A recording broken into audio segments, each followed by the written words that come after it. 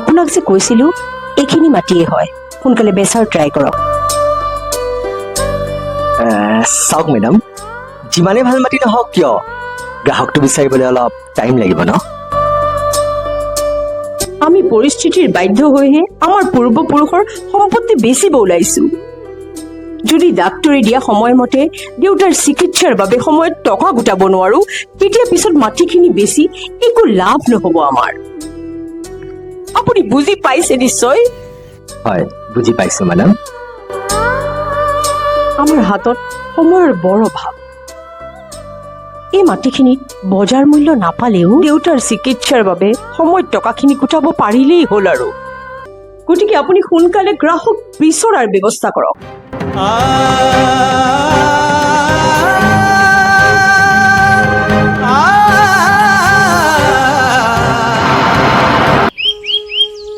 ৱাহ, ইমান ধুনীয়া মাটি, অথচ দামটো ইমান কম, সেইটোহে শুনি আচৰিত লাগে। আচলতে মাটিৰ মালিকৰ অসুখ, চিকিৎসাৰ বাবে আৰ্জেণ্ট টকা লাগে। সেয়ে ডাক্তৰে বান্ধি দিয়া সময়মতে টকা যোগাৰ কৰিবলৈ তেওঁলোকে কম দামত হলেও অতি সোনকালে মাটিখিনি এৰিবলৈ বাধ্য হৈছে। মোৰনো আৰু কি, সময়ত মই কমিশ্যনটো পালেই হ'ল আৰু।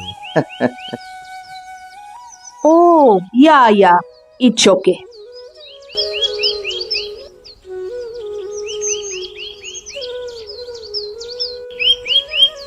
আহিছিলো মাটিটো কিনিবলৈকে, কিন্তু যি দেখিছো মাটিটো মই কিনিব নোৱাৰিম চাগে। আপুনি নিকিনিলে ইমান জলদি? আমি নতুন গ্ৰাহক এজন ক'ত বিচাৰি পাম কওকচোন? প্লিজ আপুনি বহক না। চাওক, বৰ্তমান আমাৰ টকাৰ বহুত প্ৰয়োজন। এই মানুহজনে যিটো দাম কৈছে, লাগিলে আমি তাতকৈও আপোনাক কম টকাত বেচিবলৈও ৰাজি আছো। তেখেতে যিটো দাম কৈছে সেইবাবেইতো আপোনাক মই তেনেকে কৈছো।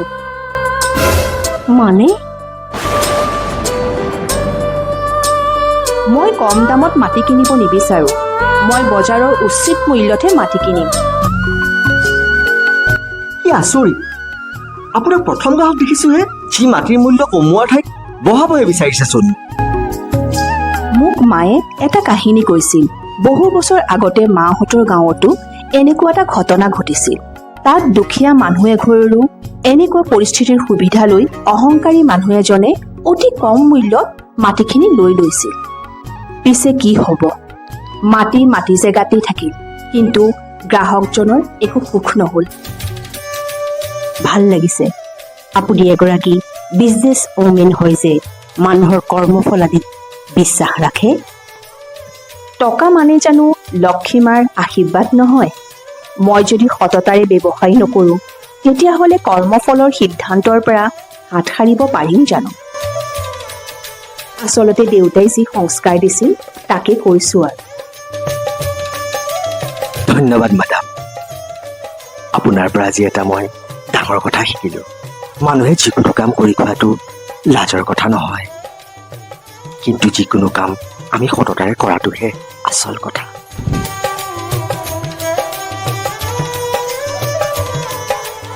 বাৰু আব্দুল, তুমি মণ্ডল অফিচৰ কাগজৰ কামখিনি কৰাগৈ। কালি ভাল দিন যেতিয়া মই হাজবেণ্ডৰ লগত আহি মাটিৰ এডভান্স টকা দি যাম বুলি ভাবিছোঁ। তেতিয়াহ'লে আহিছোঁ দিয়ক।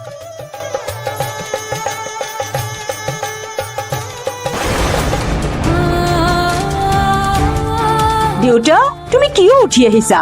ডক্তৰে তোমাক বিচনাৰ পৰা উঠি আহিব মানা কৰা নাছিল জানো? কোৱা।